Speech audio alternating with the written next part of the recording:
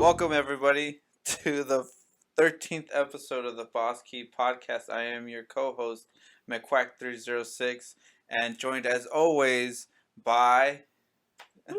Jebby G, Jesse Fergoso, McQuack, you caught me off guard for a second. Look what you did. What's up, man? How you doing? You meant to do that. I'm doing really good. Yeah, I waited for the right opportune time. You were just waiting for me to not look and be like, "What?" And then on the podcast, and I have to lift up my head to get ready. But no, it's okay, everybody. I'm ready. I'm here for everybody. I'm good. It's good. I am doing very good, very fantastic right now. It's a big week for me, man. It's the move out's gonna happen very soon. Yeah, moving out. So, yes, your own place. My own pad. So the next time I record this podcast will be from my own pad in front of my desk. Please, Lord, I need to make sure I have internet by then so I can do it. But I will. But okay, that's good. Big week, so I won't even lie. Gaming has been a little down because I've been searching everything, getting everything ready, but did I squeeze time for gaming? Yes, I squeezed time for gaming because I need that to release some steam. I needed to release. All right. Well, what have you been playing? Like, I know you said it's just been a little bit, slower than other weeks because of the move. But anything in particular? It's been slower because of the move.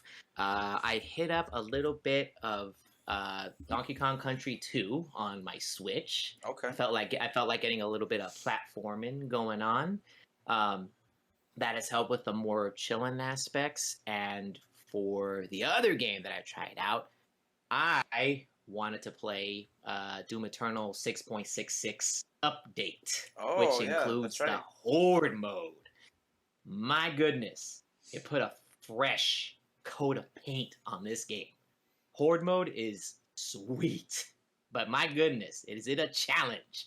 Like it already throws everything at you at the kitchen sink from the get-go because you just start with one gun. You start with your shotgun, but it's very arcadey. There's collectibles to be had.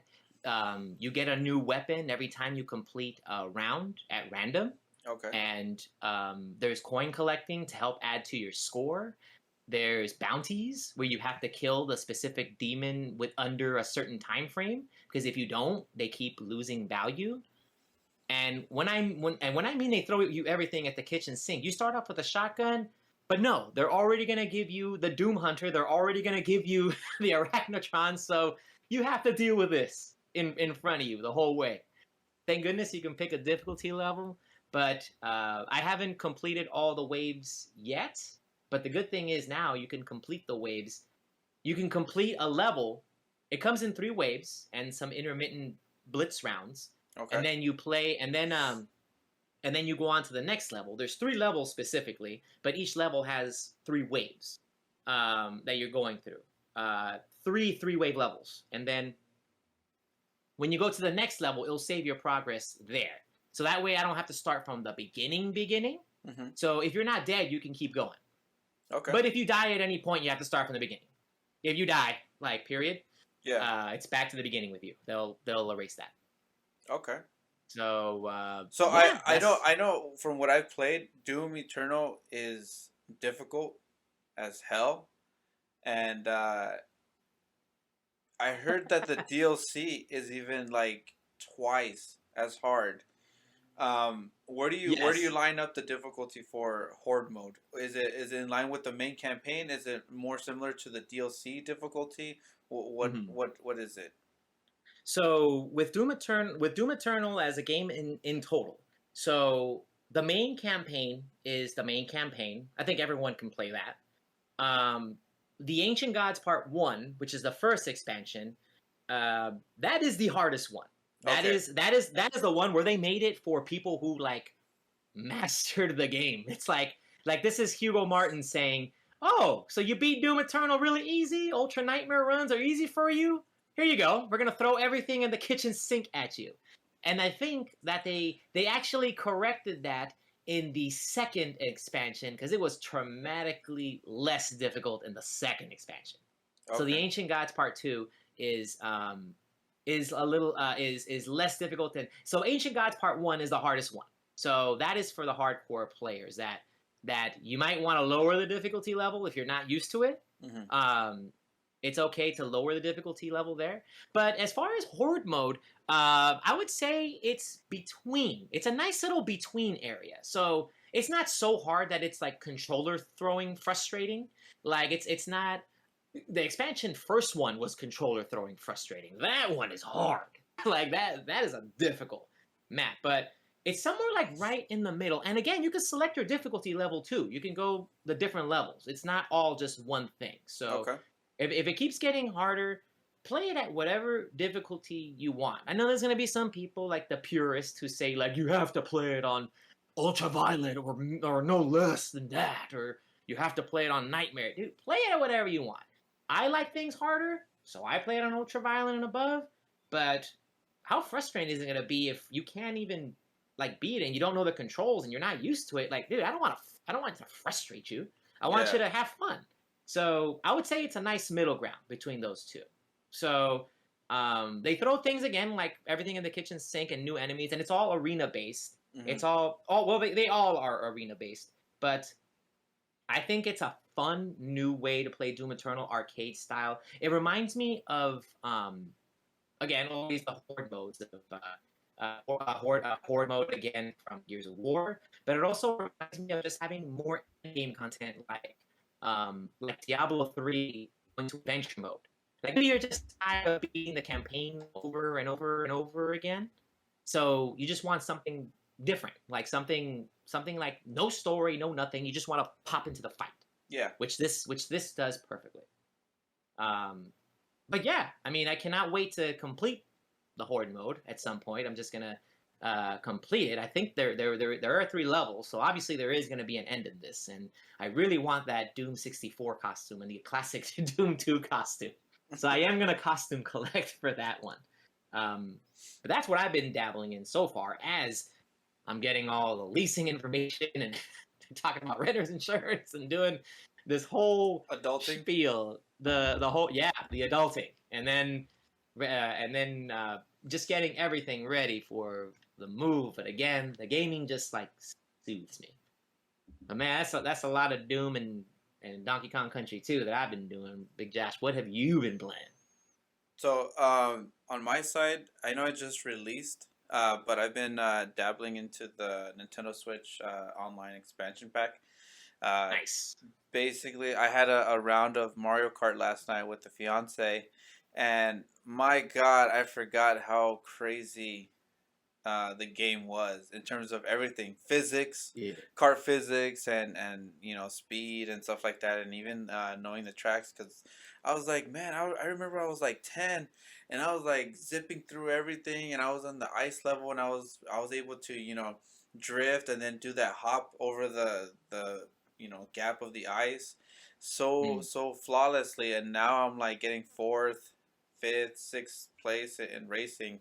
And so I'm like, okay, maybe I just gotta play it again, because I'm so used to just how smooth Mario Kart 8 Deluxe is. So playing a little bit of there. I tried the first level of Star Fox 64, still as great as ever. But the one that I have spent the most time on is Super Mario. Just kidding. I hate Mario. Excuse me? Excuse me? Can you say that again one more time? Like, what? Where am I? Who's this? It's Twilight. It's still Halloween. It's still Twilight, so it could still happen. No, I've been playing Ocarina of Time.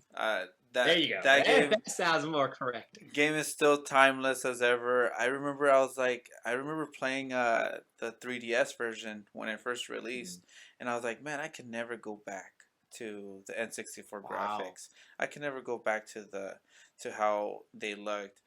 But not having played Ocarina of Time in a while, and now I'm playing on the Switch, I know a lot of people have like their takes on the games and the ROMs and stuff like that. But for me, I'm just having a good time. I'm playing it. It throws that nostalgia factor of the music, which we'll talk about later, and the gameplay and the art style that they were going for. So that's the one I've been playing the most on the online. But recently, Guardians of the Galaxy came out, It and did. Yes, it did. I heard really good things about it. it's amazing. Wow. This Better than game, Avengers? way better than Avengers. Avengers is like the like Wow. below, but it's not even like a good comparison just because of how different the games are. But uh, because they're Marvel games, it's like if Yeah. I were to put like the recent Marvel games, Mhm, Avengers would be at the lowest. But then mhm, Guardians and Spider Man are up there for me in terms of story being told, caring for the mhm, characters, and gameplay. I thought it was gonna be pretty bad just playing as Peter, as Star mhm. Lord, Right. but it works for the game because you're focusing on as Star Lord, but you're also equally focusing on your other characters, like Groot or Drax, on their special abilities. So Okay. it's kind of like Groot is the guy Mm. that holds the enemies. You can kind of like almost stun the enemies where you hold them Ooh. in place, and then you got Rocket who throws bombs in a specific blast radius. So I basically do the combo of Groot, hold down the enemies, and then Rocket just throws out a huge grenade and blows them up. So it's Ooh. a really good game. Graphics are amazing. There's skins that you can unlock by finding them in the world. You don't have to Mhm. buy them. They're not DLC skins that you have to buy Yes. and No unlock. 3.99 special, all this stuff. Yeah, No 5.99 bundle pack or 10.99 no like ten Marvel edition. dollar no $10 horse armor or Groot, special edition. Whatever it is. I found a couple of armor sets, and one of them was, or at least I found two of them so far that were from the movies, from the cinematic, Marvel universe. So I Okay. immediately I have Drax and I have Gamora, so I have them switched over. So now they're like Ooh. their film counterparts, which I'm just loving the game. It's a good story. Nice. It's a good. The music's awesome. Again, what we'll talk about, and Yes. it, Music it's again. it's just great. Yeah, I'm having a good time with it. It's one of my favorite Nice. games this year that I just did not think it was gonna be that great. I saw the early reviews come in, and I'm like, man, what am I missing? What did I not see? And I was listening Yeah. to some reviews, and I'm like, okay, so it plays like this. It's not that much of a hindrance playing as just one Mm, character because you're really playing as all the other characters. You're just it's like kind of like an ability like in Diablo. You're able to use you're a paladin, so you throw a hammer. Okay, that's Drax. You're right. throwing Drax instead somewhere There you else. go. So I'm loving it. It's really great. I'm about halfway through already. So Nice. maybe hopefully by the time we go to our next episode, that'll be done already, and I can There you talk go. about final thoughts and stuff like that, impressions. But Guardians of the Galaxy so far, from what I've played, is good. Mhm. I think more people are gonna be I think surprised when they play it.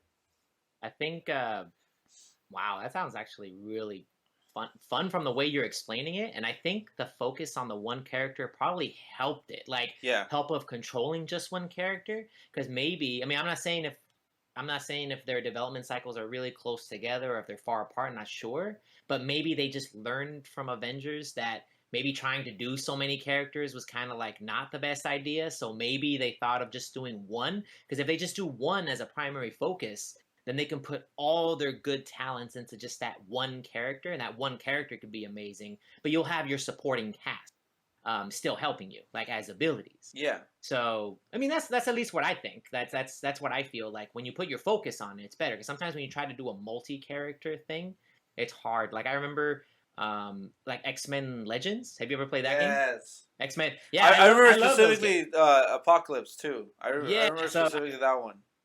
I played X Men Legends 1 and 2. I played both of them, beat 1, didn't beat 2. But that was a game where, yeah, there was like a lot of characters and they each have like their own ability. But a lot of the time, some of the combat was just a little repetitive. Like Samey. it just kind of, it was a little samey. But yes, of course, Iceman has his own ability, Wolverine has his own ability. But sometimes, like, all right, if you're not into the beat 'em up like that, then sometimes it can get boring kind of fast, depending on the person. For me, I had fun doing it, but that's the power of focusing on one character. Even on team games, if you focus on like one character, then I feel like it will be a better game overall. Because when you put all your talents there, dude, that character can be amazing. Like I'm trying to think of like Devil May Cry as well, like putting all the Mm-hmm. abilities for. I mean, that one they just kept it to two characters for some games, like just Yeah. Dante and Nero. So like Devil May Cry 4, I loved because I loved both of those characters, and uh, when it's more focused, it's better, at least in my opinion. Yeah, So I think that's why you liked it a lot. I thought it was just gonna be like I wanted to play as Drax or I wanted to play as Groot and stuff like that. But then I think about it the way after playing it, I'm like, man, it would have been really repetitive in terms of like, okay, so what would Drax do? Well, you'd be, Mm-hmm. slicing guys up, but that's almost similar to, uh, if Groot, okay, how would you play as Groot? Oh, he swings his arms and stuff like that. So it's kind of you started to get the similarities, as opposed to when Yeah. you play as just Star Lord, you're shooting, and even your shooting has stuff that you have to pay attention to because it has like a an active reload, like Gears of Okay. War. But in this Oh, case, that's sweet. yeah, That in if you this look case, awesome. it does that. It heats up your weapon heats up, and then when Yeah. it's the cooldown, so that it has like that bar where you have to hit the trigger.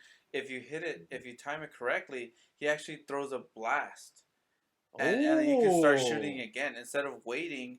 You can shoot like a huge blast and then continue shooting again, and so you're like constantly watching. Okay, I'm shooting. I'm watching my bar, but oh, Gamora's action is available. Let me use her attack, or let me Oh. use Groot so that he can hold four guys in, and I'll just start Mhm. blasting them away, and then I'll finish it off with a grenade from Rocket. So it's really Nice. good, and what I also thought would be annoying, but it's not that annoying because it works for the game, is that there's constant talking.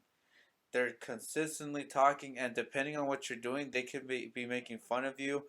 There was a Mhm. moment where I had to like destroy 6 locks in a Okay. battlefield, and we're fighting, and I completely forgot about it.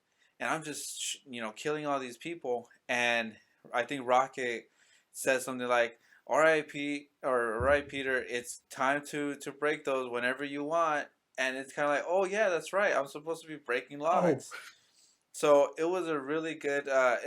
It's really good in terms of narrative, in terms of talking, in terms of Ooh. what they're saying. Constantly talking to each other, constantly making fun of each other, and it works to what you're doing in the game. Because, like I said, I completely forgot about the locks, and that little piece of, hey, whenever you want, you can destroy the locks whenever you feel like it.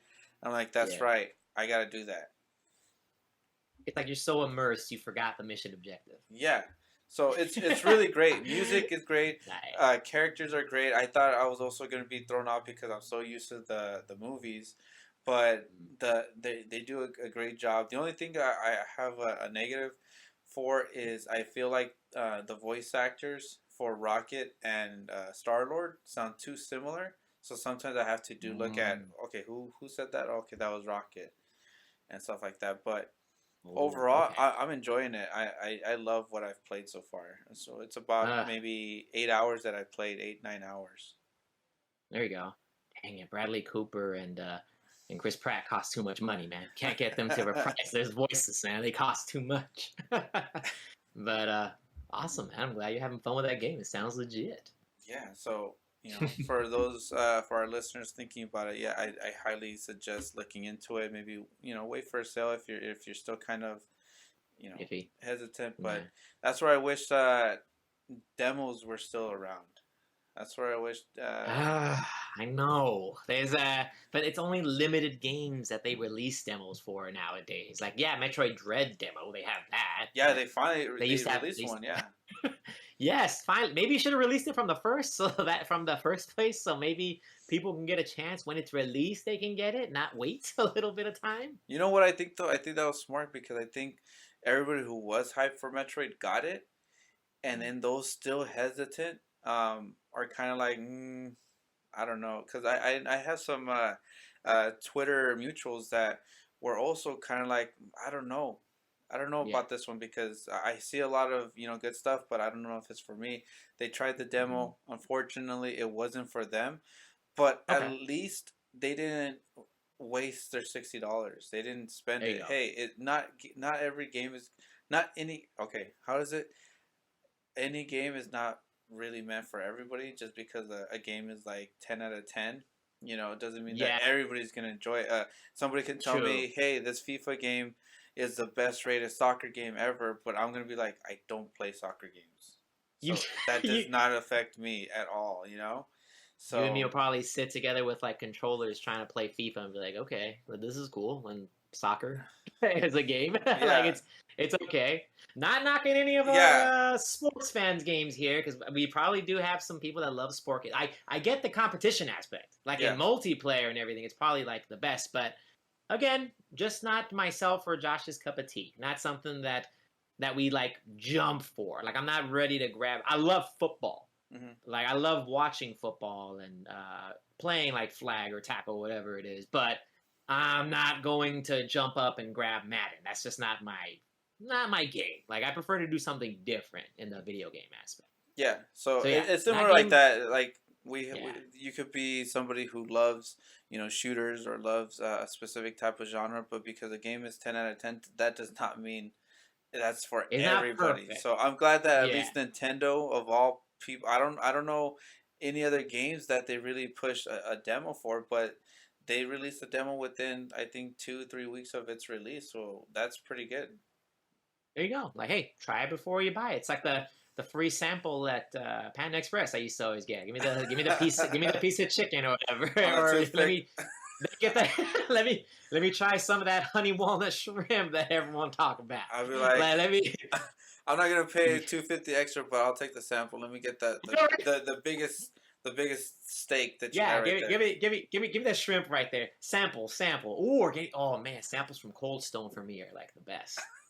Samples from Cold Stone ice cream is delicious. Oh, FYI, I have my shopping cart uploaded from because right now Steam is doing a Halloween sale until November 2nd, and The Witcher 3 Wild Hunt is on for $7.99. Should I get it? Oh, I thought you were gonna say $2 because it's a Steam sale. Nah, $7.99, $8, Seven, $8 for The Witcher 3. dude. That yeah, why not? Like That's not. And then Spyro Reignited Trilogy 13.99. All the Spyro games again on PC. I And I think I have Witcher 3 for free on GOG. GOG, they give Yeah, it to you for free on GOG. I think so. I think there was like a 1 week where they were like celebrating or something like that, and they gave you the game for Oh, free. It's, of course, I missed it. I'm not a PC player, but I know very well to be like, you know what, never say never. So Mhm. any single time, especially like the Epic Store, they'd be like, Yeah. "Oh, we're giving away Grand Theft Auto 5. Okay, download. Hey, we're giving away this Ooh, game for free. Okay, downloading. Hey, that's how Metro, I got. huh? Nice. Yeah. So No, I no, I have was a gonna say bunch that's of how I free got. games. That's how I got Sonic Mania actually for free. It was an Epic Game Store. It was so yeah. I'm just got my shopping cart here. I'm always looking for the deals. I don't. I'm trying. I'm hesitant if I should buy Tomb Raider 1 for $1. Like Tomb Raider, the original one, $1. Yeah, the I ones mean, that's just like, that. you know, Yeah. that stiff turn just to turn around. What it is $1. I mean, not breaking no bank here on that Yeah, I one. mean, it's cheaper than a Yeah. bag of Doritos. Oh man, isn't that true? That's so true right now. Uh, and then Castlevania Lords of Shadow 2 also on there. I'm thinking about it. I Wait, still wait, got how some much time to is decide. Lords of Shadow? Lords of Shadow 2, $10. Okay.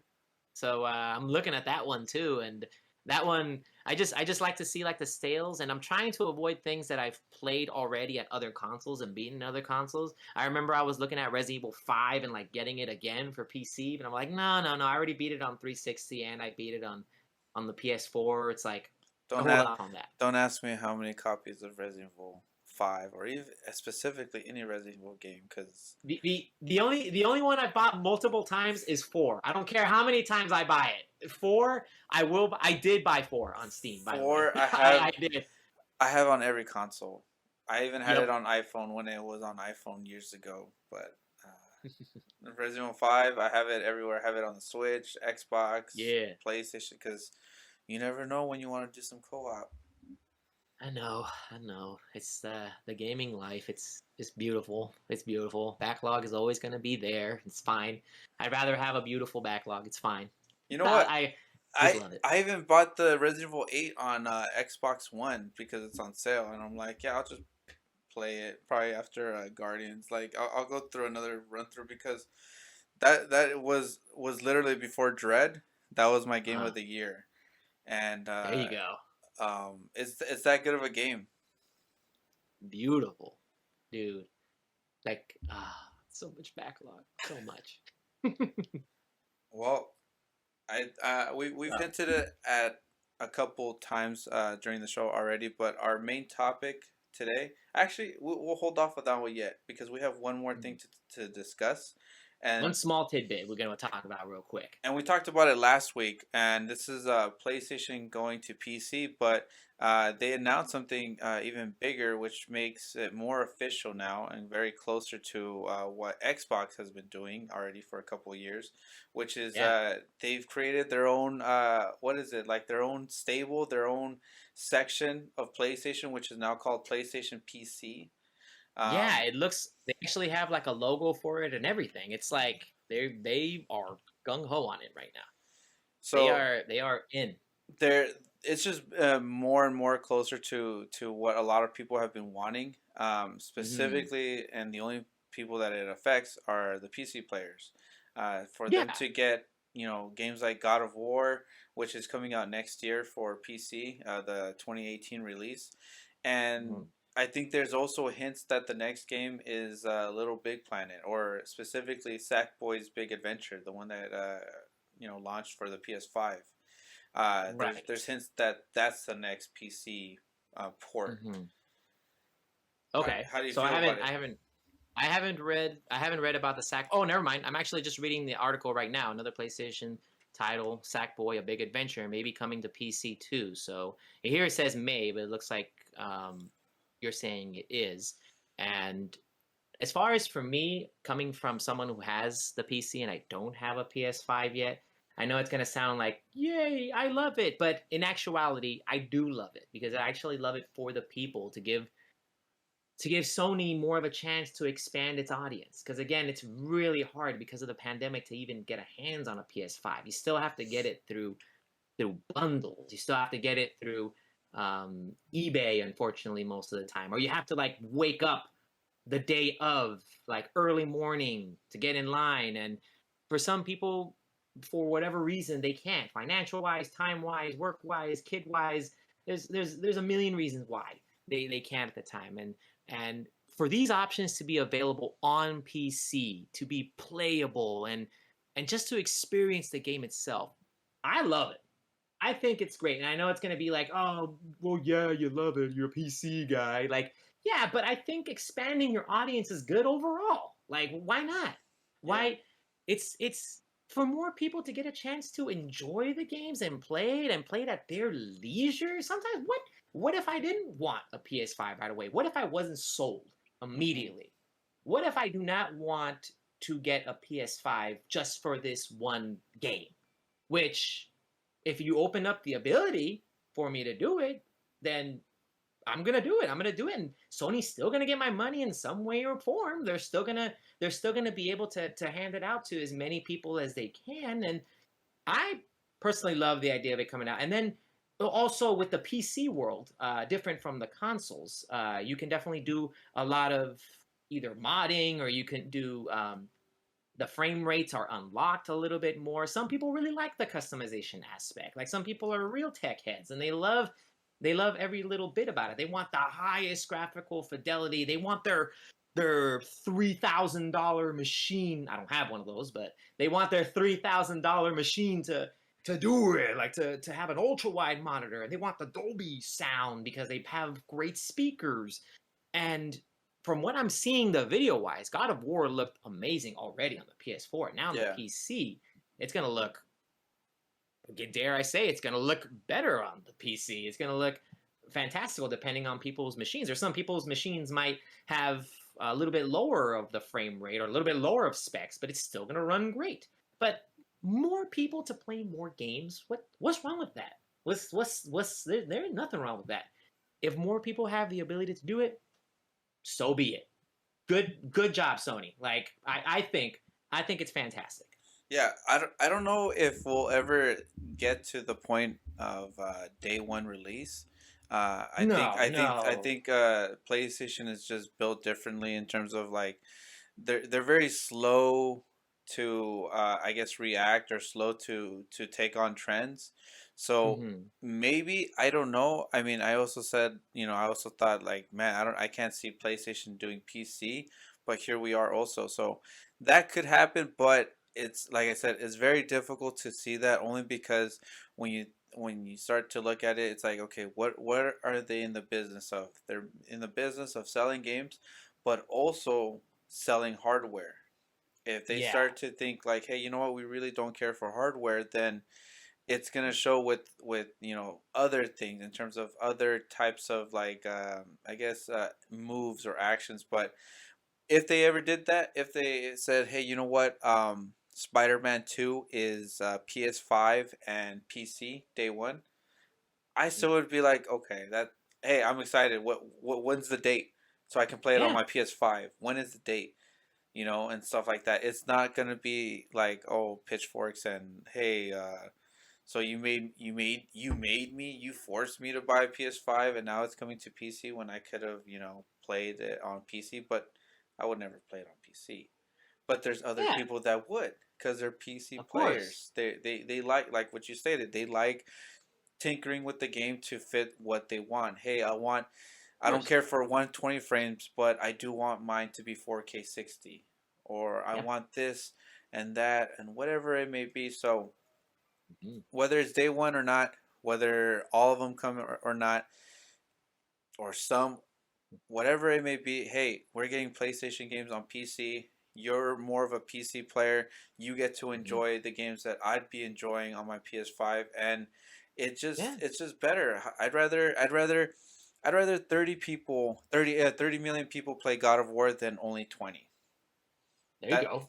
That's my aspect. If they sell 10 million and people go, oh well, they only sold half the amount on PC than what they did on PS4. Hey, that's 10 million extra players that would have never played it, and now that they can There you play it go. on whatever rig that's playable, they either play it at 1080p 30 frames per second, or they have their monstrous 8K 500 frames ray traced Two, enable DLSS. I don't two know what graphics have cards you and like everything. with mods and Yes. they're playing God of War 2018 and Kratos is actually like I don't know Leon or something. You see Leon from And Resident Evil taking down there you go. dragons and I like the way you think. I like. Valkyries and be like no I like. thanks bro like I like the way you think as Leon. Yes, and then the blades of chaos will become more gun-like instead of like yes blades. two But two two yeah, red nines. two red knives instead of two blades of chaos. Like is and see that's the beauty. Like customization and more people able to play. Great. And I think something that you said previously to me is actually true as well. I think they're gonna do that strategy that you said. They're gonna release on the PS5 first. They'll always do that Yeah, first. They'll be like PS5 first, maybe months later or a year later or something. Because that's how they did Halo and the Master Chief Collection. That took a while. Even though they're both Microsoft, they did not release Master Chief Collection on PC the same time as Xbox One. Like they waited for that. yeah. They waited for that. And then right now, Halo 5 is not on PC. You need an Xbox to That play is that. still, I think, the only true Xbox One exclusive. Yes. So in the world, if they ever decide later to release it, it's probably going to be years later or never. It's up to Microsoft. Yeah, So they still have the option to release certain games only on it. So just because it says PlayStation PC, it doesn't mean everything is coming to PC. Like you yeah, said earlier, they're not releasing a PlayStation catalog on just PC, and they're not trying to like compete with the Steam or Epic Games like a PlayStation PC version or something like that. But like the newer games, if they can release in two different, like God of War, the God of War just right now came out in 2017. Is that correct? 2018. 2018, excuse me. So Three 2018. 3 years ago. Well, 3 years later. So 3 years later, we're getting it on PC. So Well, by it's the time it not instantaneous. releases, it'll be almost 4 years, Well, 4 years. that's next year. Yeah. So Yeah. So 4 years later, they release it. Great. A whole new audience can experience it again, and maybe some people will want to still get it on PS4 because guess what? Guess what it does? Publicity. It's on the news. Maybe they want to go on Amazon and find it for PS4 because they're still hanging on to their PS4 now, because everyone keeps talking about it. for you, since not having a PS5, you've had a PS4, but hardly used it, right? Yeah, unfortunately, my Xbox Series X and my Switch and PC are my top threes. My PS4, I still love it. I still love it. I'm gonna hold on to it and still maybe use it, but don't use it as often right now. Is there a game on there that you would be like, you know what? If this hit PC, I'd be there day one. Ooh. Because I know one game that I'm not like so into PC, but I know one game that I would love to see run on a max settings rig, which is Bloodborne. What would you want to see? Oh, that is a PS. That's a PS4 only at this point, and PS5. Is that correct? Well, only PS4. I mean, it's playable on PS5, but I also want to see a patch, kind of like what they did with God of War, where it's they unlock the frame rate at 4K resolution. So on PS5 you can play at 60 frames, checkerboard 4K. If they did something like that with Bloodborne, where it's now unlocked frame rate and whatever resolution, up the resolution to 4K checkerboard on PS5 only, I would replay that and go for the platinum. But is there one that you're like, you know what, I remember this one, but just never played it because it was running at 720 30 frames per second, and I haven't had the time to play it? No lie, I actually don't have one right off the top of my head. I downloaded a lot of games from PS Plus, but I never played them. I never officially played them because I hear a lot of good things about Heavy Rain, which I know is a PlayStation like type exclusive. And Bloodborne is still something that I downloaded it on PS Plus. Yeah. And I still have it, so I'm actually just gonna go with the same with Bloodborne is something. But I hear the frame rate is horrendous. Yeah. I hear it's really bad frame rate, and then because of PC and of Xbox and even the Switch in certain games, I've been kind of spoiled a little bit with it, and it's hard to go back to an original. But I would have to say the same. Like I would play Bloodborne if it came out on PC a little bit better. Now, I would honestly actually get games if they were on Steam now more often than PlayStation. So even though it's like maybe sometimes free on the PlayStation, it's like a whole nother console that I have to set up and a whole nother thing I have to do. So, and then I have to set the controllers up and everything again, which it's very hard for me to do that with a lot of games. I do like convenience. And since the PC now, you can plug in the controllers so easy, like easier than ever before, my PC can handle a lot of different games. So I think Bloodborne is one, but I played a lot of third-party games mostly on the PS4. I mean, the reason why I got a PS4 back then was because Street Fighter V was a PS4 exclusive. Okay. It was in the beginning, and then that was actually the reason why I went to Evo that year and everything. I played Street Fighter V and I played Mortal Kombat X. I went to Evo, which was, man, I'll leave that subject for another day. But man, that was a fun time there. Lost, but of course it was the fun time. It was legit. Again, for another day. But they re-released Street Fighter V on PC. And my God, the difference of load times and everything is night and day. And the online is so much better, night and day, with the PC versus PS4. So yeah, that's my story. So no, I can't think of one right now. But now, if anything was offered on the PS4, but they have it on the PC version, I'm gonna get the PC version. Yeah. I'll throw one final example. I downloaded the Bioshock collection. Okay. It was free at a certain point. It was free for PlayStation. Yeah. But I just, when it was on sale on Steam, I bought it because it's gonna be amazing on the PC. What was it, I like just $5? can't do it no more. Yeah, like I think it was like $10 for like all three games: Bioshock 1, 2, and Infinite.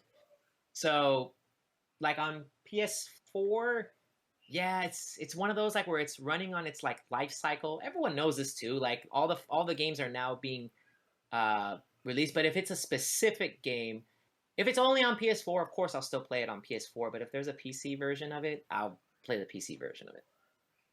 Okay. More likely. Well, but I'll try Bloodborne if they release it on PC. I'll do it. I'll get on it. Okay. Well, yeah, that's a little snippet of PlayStation PC, their official, I guess, section now. Looking forward to what they announce next officially. Like I said, the Sackboy Big Adventure is hinted or rumored to be the next one. And then we got God of War coming out, I believe, in January. Yeah, pre-orders are already on Steam for that one. Yeah, it hit like the number one within seconds after it being on there, and I think I truly do think the next big one is gonna be Spider-Man, just to promote Spider-Man 2, which I mean it's already looking great on PS5. I got the remastered one. Nice. And it runs, ray tracing, 60 frames per second, and up to 4K, and I'm sure PC rig will have it twice as that, AK 240 or something.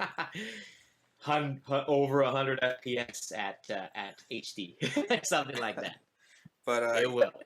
Yeah, and the main topic today that we've bounced around is not just talking about games in terms of gameplay and artistic direction on where they go with graphics, but games and music and how impactful they go together. And sometimes where you can just see an image and you have that meme, I could hear this image, and basically how music has gone with games and enhanced the experience with it.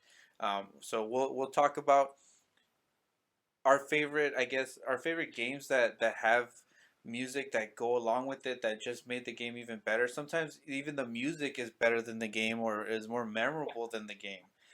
In some certain cases and stuff like that. So Jesse, what are some of the games that you want to talk about that you want to highlight the choice of songs or music that went along with the game?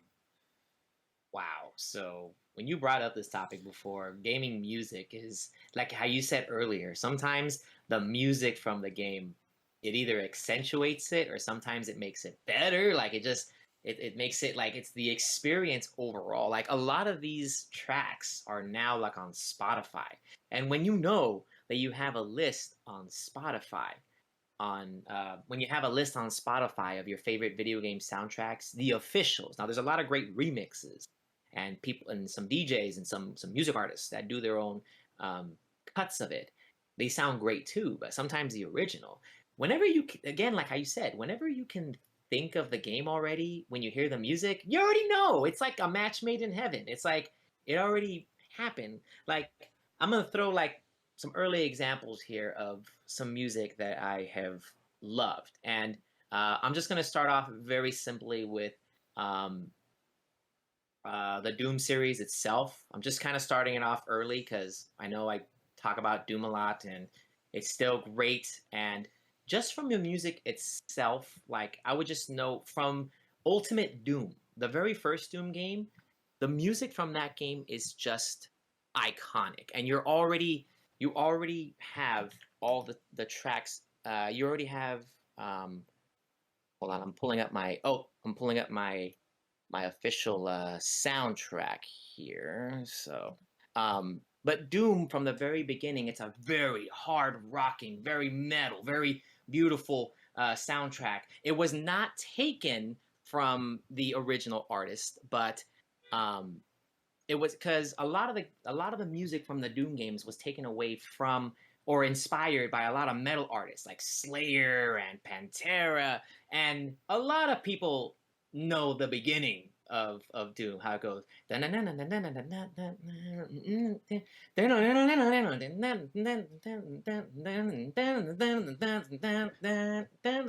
Like it just goes, and then like the next song after that one is like dun dun dun dun dun dun dun dun dun dun dun dun dun. Oh my god! I mean, you're running around It gets you hyped slaying up with the demons. shotgun.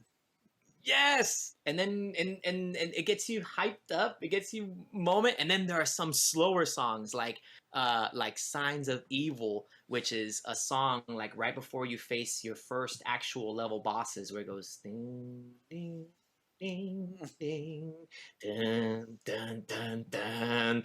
Oh my god. I don't the official soundtrack is not on it, but there's a Doom soundtrack called Doom Soundtrack Rebuild that was remastered.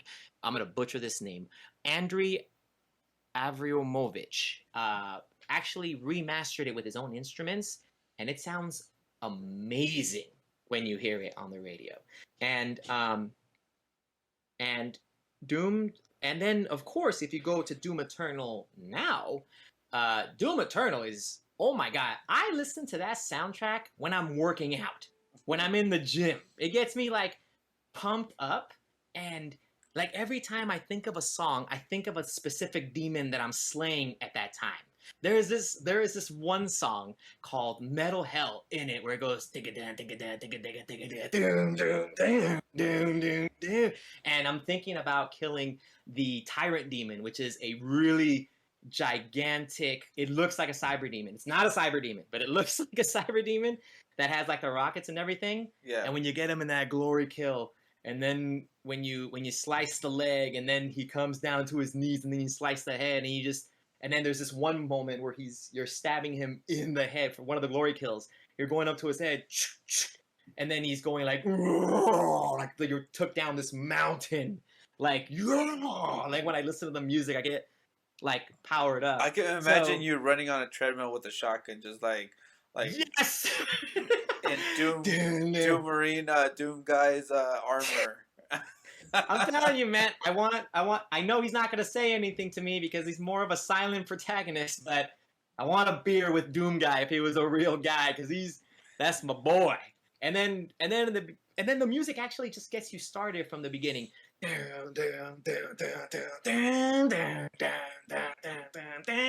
So I just know the soundtrack like left and right, and I know every scene. And I put this in the first place because I know it's very specific. If you ain't a metal fan and ain't into like a lot of noise, then yeah, it's gonna be a hard listen. It's gonna be difficult but any of my metalheads in the podcast, anyone that listens to hard rock or metal, you're in for a good time. This was composed by Mick Gordon. He is a gaming music genius. He did Killer Instinct. He did both Doom and Doom Eternal soundtracks. 2016 Doom and Doom Eternal. He did the Wolfenstein New Order soundtrack. I love that one. Yes, I specifically remember that one. He is the maestro. So that's at least some of the first things I think of music. But video game music for me, it actually, no lie, it actually introduced me to so many styles of music, of different cultures and different ideas, because video games are so part of my life. Whenever they introduced music, I learned about it. If I heard a classical track, I'm gonna love the classical track, and I'm gonna listen to more classical music because it was in another game. But actually, before I jump into that, I wanted to hear, do you have any specific games? Because I know I jumped in a lot on Doom because I just love the Doom music, but I love so many other soundtracks, but I don't want to overload. What did you have anything in mind that just gets into your head like right then and there? The one that when I listen to, I can specifically listen to a song, and similar to yours, it's like a series. Um, it goes for the Legend of Zelda. Legend of Zelda, I believe, Yeah. is one of those games that very early on was always, I guess, matched with music, gameplay and music. Somehow they were going to be intertwined. I mean, even specifically Ocarina of Time. You know, you have musical instruments. In the Game Boy version, what is it? A Link's Awakening. All Oh the yes. boss battle, I guess, stuff, the items that you would get Mm. are like, it was a flute or I think a harmonica, not a harmonica, but they were like different instruments that Hmm. you used to wake up the windfish. Um, There we go. Very specific tracks of like Ocarina of Time. If you say Gerudo Valley, I already think of. Da-na-na-na, Ooh. da-na-na-na, Na-na-na, da-na-na, na-na-na, da-na-na. na-na-na. You know, and it starts off with the yeah, and it starts off with the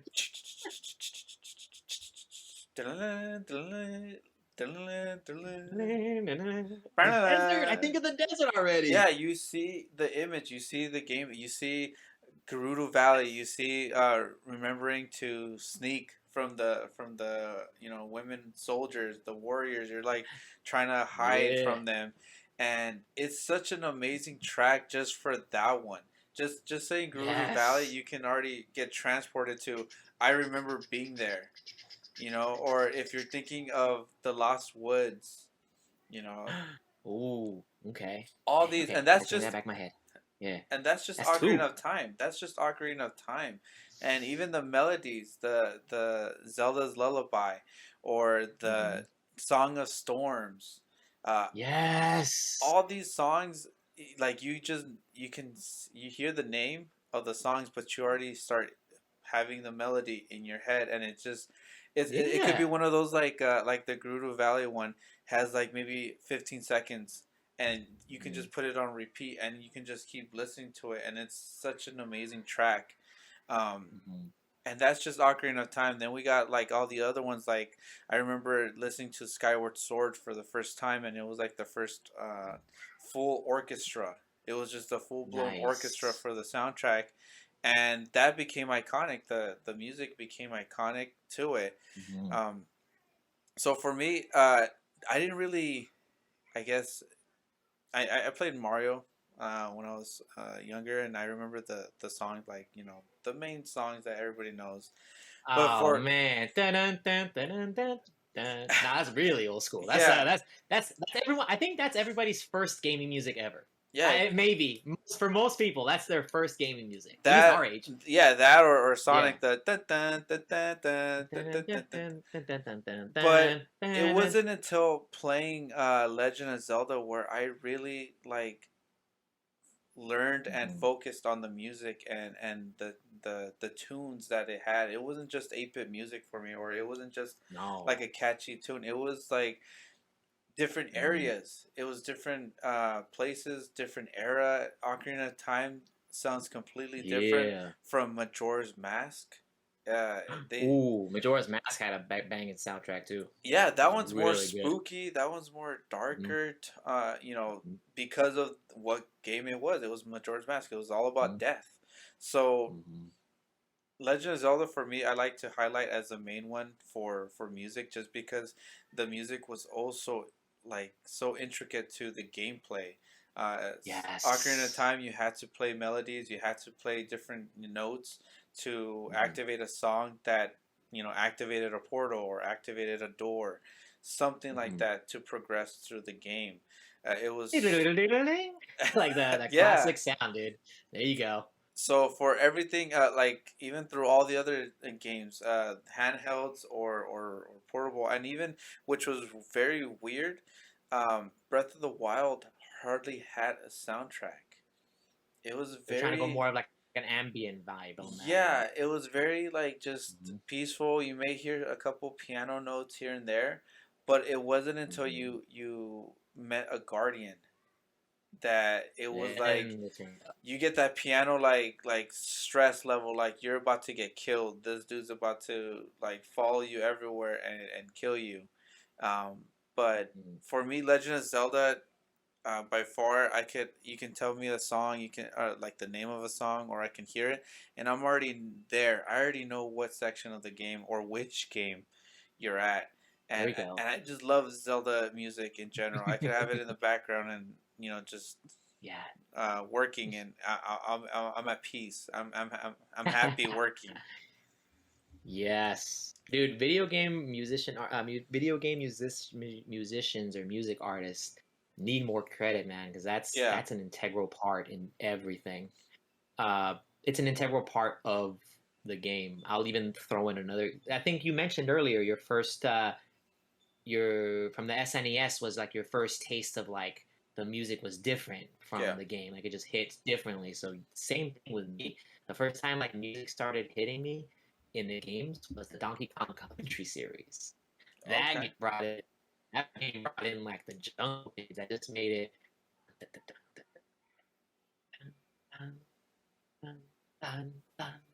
Oh my god, Donkey Kong Country, but Donkey Kong Country 2 a little bit more specifically. That's my favorite Donkey Kong Country soundtrack.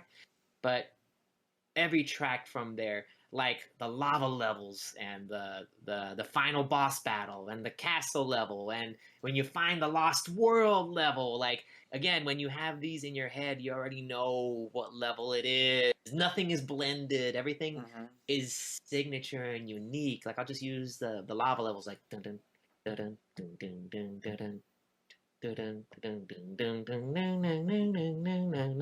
and then you feel the heat in the lava level, like it's just hot in there. It's just like you're in that world. Donkey Kong Country bangers, all of them. And then everyone knows the most popular one is The the rap. Sticker Brush Symphony. Oh. No, not that. The But it is DK good. The Donkey rap. Kong. Okay, Kong is here. Like I'm not knocking on the rap. It's good. But like everyone loves your cousin loves that one a lot. He Yeah. wants DK64. He wants DK64 on the Yeah. Switch so bad. DK Donkey Kong is here. And and then but Sticker Brush Symphony is the one that everyone's listened to before. It's like dun, dun, dun, dun, dun. Doom doom doom doom doom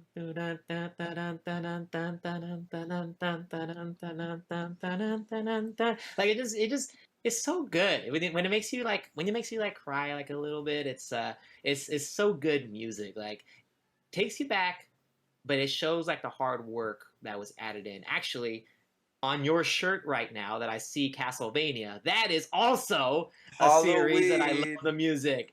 Yes, the Halloween. But Castlevania Symphony of the Night was one of the first gaming soundtracks I purchased, like bought. Like I bought it on Apple when iTunes was still doing music. Oh my god. This is the one that got me into all the classical musics, all the pianos, all the all the different instruments. Ding, ding, ding, ding, ding, ding, ding, ding, ding, ding, ding, ding. Like it always keeps me. Okay, pardon me, folks. All right, so every time I'm thinking about the music,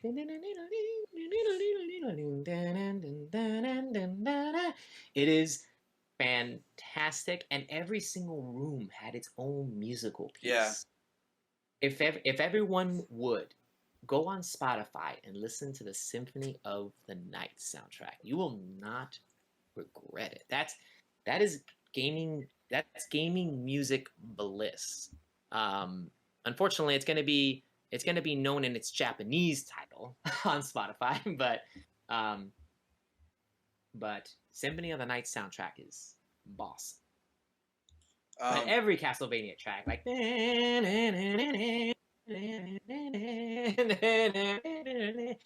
everything from Castlevania from 1 and Castlevania 64, man, the game is not that great. The game itself.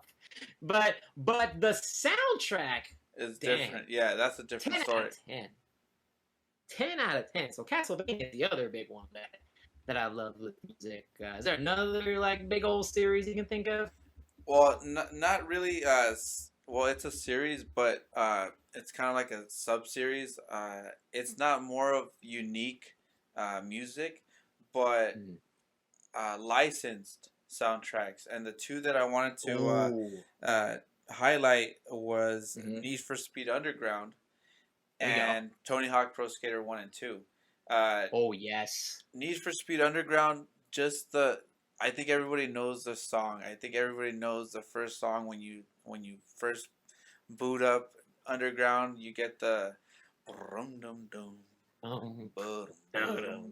like ooh, like you're already ready. You're hyped. I want to put some NOS on my Honda Civic, 2000. I want to whatever, put neon lights underneath my car. I want to do some Yep. racing. Um, that soundtrack, I remember specifically leaving on my GameCube because I had it on the GameCube. Mm-hmm. Leaving on my GameCube in the because I didn't have much, but leaving on the GameCube TV turned on and getting ready for school and just having it in the background.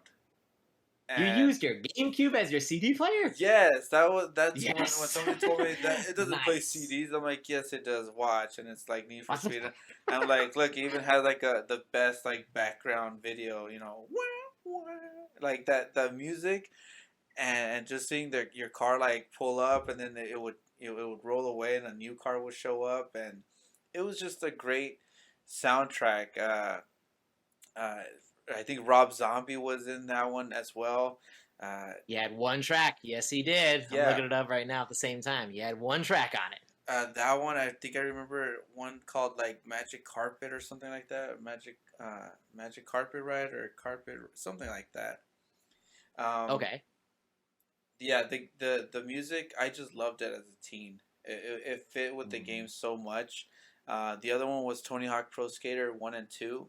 Um, Oh, that got me into so many of the artists that I liked back then, dude. I'm yes. telling you. Yes, it did. Tony Hawk won. Yeah, yeah, yeah. Yeah, come on, man. Like, oh, excuse me. That's more like Crazy Taxi. I'm trying to think of another one. Crazy Taxi is also Yeah, another one Crazy with like Taxi some is music. another one. I got my two games mixed up. Crazy Taxi was another one, but what was the most popular songs from Tony Hawk 1? Tony Hawk 1. I know it Was that introduced a lot of Superman bands that I like. or was that Tony Oh, Hawk 2? yes.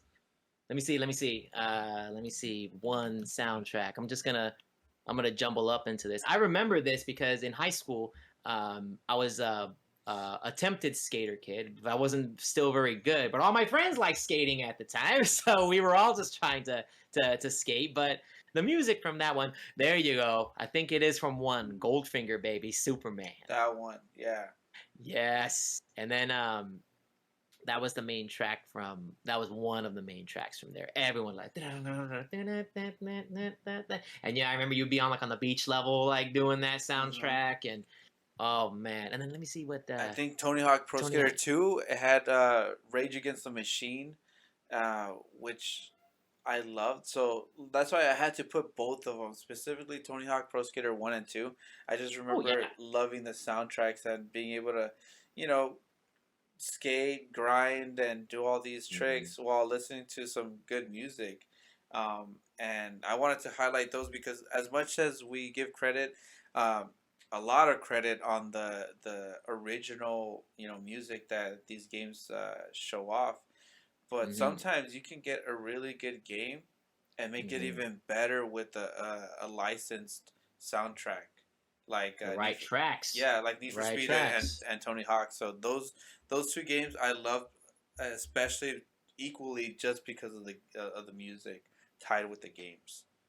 I feel like Tony Hawk 2 had the better soundtrack. They had the Rage Against the Machine, they Yeah, had Bad Religion, they had When Worlds Collide, Power Man 5000.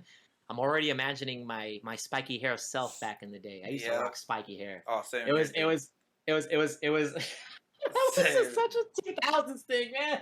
We would get the gel, but like the tub of gel and just Yep. like put it on the hair and just like spike it up and it didn't require any combing or nothing. It was just like Yep. And spike up. I Oh had so much man. hair that I did everything, like the whole like head. Before I used to just do the top, but I have a picture, a funny picture of me and my fiance with me being at her quinceañera, and I'm Sonicked out, dude. I'm Shadow with the with the gel. Like I had a glob, like 3 ounce glob of gel, Yes. level 10, hard to stain. Whatever. Always level 10. Yeah. Always level 10, dude. Don't get 6 or 5. None of this medium hold stuff. We want It was heavy like hold. extreme, like sport Yeah. level, like And hold. it was like crystal blue or like it was like clear colored and it Something used to leave unnatural. it used to leave it used to leave a mess in your hands. Like that was a lot. Oh my god. Yeah, your hands would be like filled with like a thick layer of practically glue. And I And you remember gotta putting it underneath the faucet, hot water, and it slowly would be taking it off. And I'm like, man, this is it. And this is my hair, though. This is my hairstyle. But as long as my hair looks cool, doesn't matter. Sacrifices must be made. But those two specifically because of the licensed music that I just loved as a teenager growing up. Another licensed game soundtrack that I really loved back in the days too was Vice City. It got me into all the 80s rage music right there. 80s from rap and hip hop to rock. That's another game that's defined again by the soundtrack. I've heard people just say they just get in the cars just to hear the soundtracks. It's that stupendous. It's that like great. Like the artists that they pick, it just worked. And GTA is pretty good with that on all their main games. Like even San Andreas, I can hear some songs and I'll be like, yeah, that's San Andreas. Like that one song. What is it? I think it's from Stone Temple Pilots. And I feel it. Oh my god! I know the song, but it's one of those. I know the song, but it escapes my head right now. The official name, STP and the '90s rap was excellent in that game because that's the primary area that it was going there. So licensed music or original music just depends on what the game's going. So most of the time, sports games, racing games, any sports racing games or anything that could be closer to realistic, they would definitely add like a licensed soundtrack to kind of keep you in it. But then there'll be a couple like little original tracks too to like it. But a lot of the story-based games and some shooters, and they have like a lot of the original works from original artists. But either way is fine. But the moral of it, the whole story, is that the soundtrack is just as important as the gameplay. Yeah. So it's a huge deal. It is a very big deal. Some other little ones that I just wanted to make a mention to as well. Like a lot of if I had a fighting game series that I love the music for, the Street Fighter series has like knocked it out of the park. Who in this podcast would not know Guile's theme? There might be like several that don't, but most people know Guile's theme. If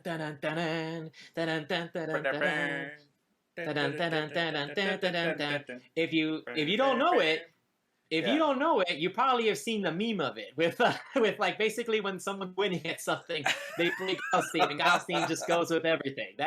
And then Ryu's theme and Cammy's theme,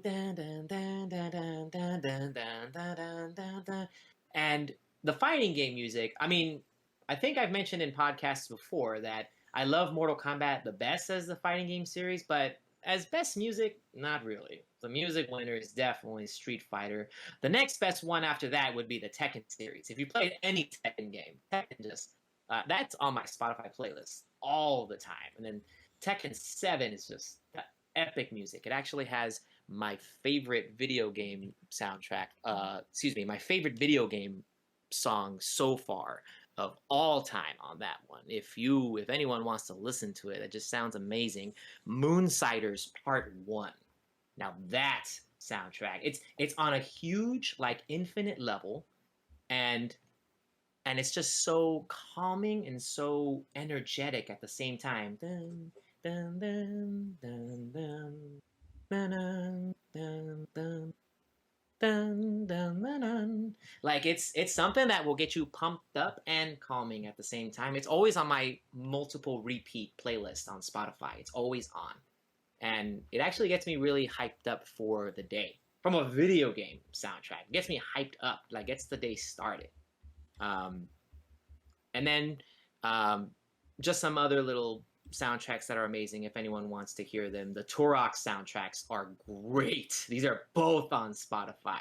Turok 1 I love the most in soundtrack wise, but Turok 2 had a great soundtrack too. And Resident Evil soundtrack.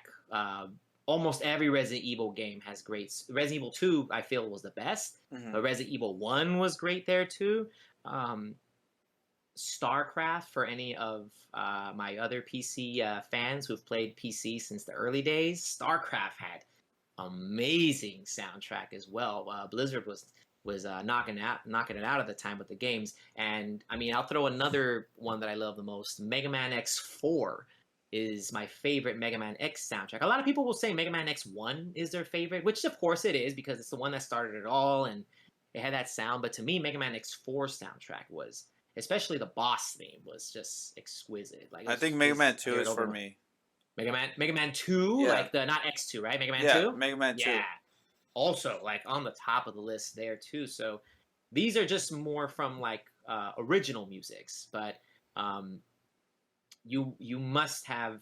And again, if all these artists, all these musics that I've just told you about, I put them on Spotify. I put them on YouTube. That's how iconic it is. If I play a game and I forget about the music a little bit, okay. I mean, that means the music was okay. The gameplay was a little better, but this one, just the music alone keeps me in like ready for it. Yeah. Any last gaming awesome musics that you can think of, man? Yeah, the ones that I wanted to highlight, favorite fighting game music that's not Marvel vs. Capcom 2 would have to be, it's probably cheating too because it has, I think, the biggest soundtrack list, which goes to Super Smash Brothers Ultimate. Yeah, it has just that's you could put that on endless like repeat and it will. You could put it on endless shuffle, and you'll probably never get the same song twice. Yeah, and I know that one's cheating, but just love the music from actually not even specific, but all of them. I just love the soundtracks from them and loving each theme that they each had. Like the main one, I think my favorite one will always be Brawl. Nice. The beginning theme, but yeah, Super Smash Brothers, just because of the amount of games that they celebrated in that one fighting game, but also Metal Gear Solid. I go with Metal Gear Solid 2, Metal Gear Solid 3. Just love the music, the bum bum ba da dum.